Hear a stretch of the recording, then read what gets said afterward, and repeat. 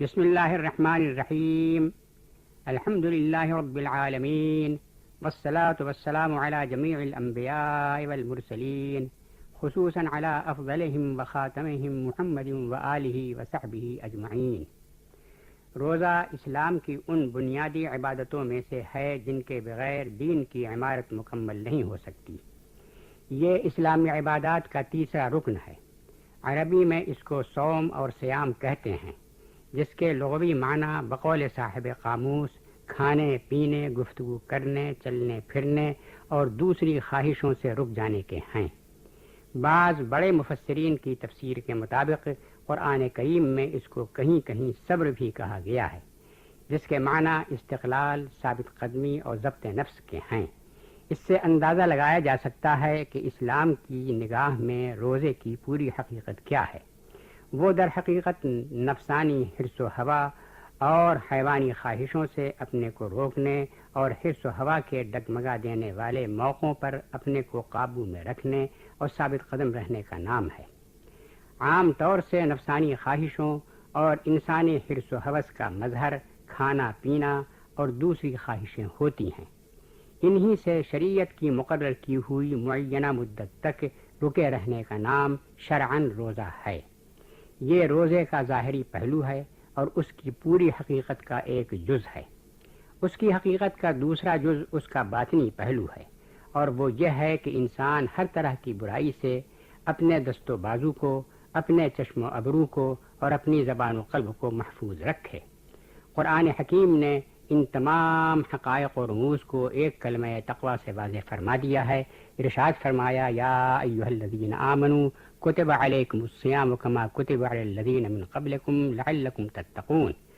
اے ایمان والو، تم پر روزہ لکھا گیا جس طرح تم سے پہلی امتوں پر لکھا گیا تھا، تاکہ تم تقوی حاصل کرو۔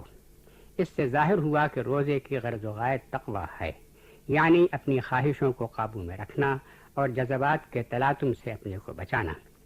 امام بخاری اپنے جامع صحیح میں محمد ابن مسلمہ سے، وہ مالک ابن انس سے، وہ ابو الزناد سے، وہ اعرج سے، وہ حضرت ابو ہریرہ رضی اللہ تعالی عنہ سے روایت کرتے ہیں کہ ہادی برحق صلی اللہ علیہ وآلہ وسلم نے ارشاد فرمایا کہ روزہ ڈھال ہے، یعنی روزہ دنیا میں روزے دار کو گناہوں اور معصیتوں سے بچاتا ہے اور آخرت میں دوزخ کے عذاب سے۔ پس روزہ دار فحش کلام نہ کرے، جاہلیت کے کاموں میں سے کوئی کام نہ کرے۔ محدثین کرام اور علماء عظام نے ارشاد فرمایا کہ فحش کلامی اور جاہلیت کے اعمال و افعال عام حالات میں بھی حرام ہیں۔ روزے دار کے لیے اس کی حرمت اور بھی شدید ہو جاتی ہے، یہاں تک کہ امام اوزاعی کا قول ہے کہ گالی بکنے، جھوٹ بولنے اور غیبت کرنے سے روزہ جاتا رہتا ہے، یعنی روزے کے اجر و ثواب سے محرومی ہو جاتی ہے۔ حضور اکرم صلی اللہ تعالی علیہ وآلہ وسلم نے ارشاد فرمایا کہ اگر کوئی شخص روزے دار سے جھگڑا کرے یا اس کو گالی دے تو روزے دار کہہ دے کہ میں روزے سے ہوں، تاکہ جھگڑنے والا شخص یہ جان لے کہ یہ شخص اللہ کی حفاظت میں ہے اور روزہ رکھ کر اس نے اپنے کو لباس تقوی سے آراستہ کر لیا ہے اور خدا کی بخشی ہوئی ڈھال کی پناہ میں آ گیا ہے۔ اور یہ کہہ دینے سے خود روزے دار کو بھی اپنے مقام کا احساس ہو جائے گا، اور بد کلامی کا جواب بد کلامی سے، فحش گوئی کا جواب فحش گوئی سے، گالی کا جواب گالی سے دینے کو اپنے لیے کسی طرح بھی مناسب نہیں سمجھے گا اور تقوی کا دامن چھوڑنا نہیں چاہے گا۔ ہادی برحق صلی اللہ علیہ وآلہ وسلم نے ارشاد فرمایا کہ قسم ہے اس ذات کی جس کے قبضے میں میری جان ہے، روزے دار کے منہ کی بدلی ہوئی بو اللہ تعالیٰ کے نزدیک مشک کی خوشبو سے بھی بہتر ہے، اس لیے کہ وہ اپنا کھانا پینا صرف اللہ کے لیے چھوڑ دیتا ہے۔ ہادی برحق صلی اللہ علیہ وآلہ وسلم نے ارشاد فرمایا کہ اللہ تعالیٰ کا ارشاد گرامی ہے کہ روزہ صرف میرے لیے ہے اور میں ہی اس کا بدلہ دوں گا، ہر نیکی اپنے 10 گنے کے برابر ہوتی ہے۔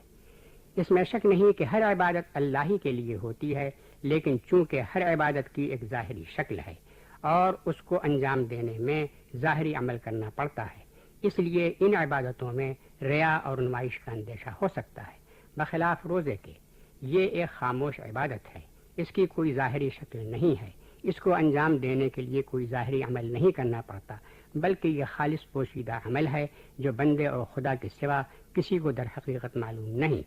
اس لیے روزے کو اللہ تعالیٰ نے خالص اپنے لیے ارشاد فرمایا۔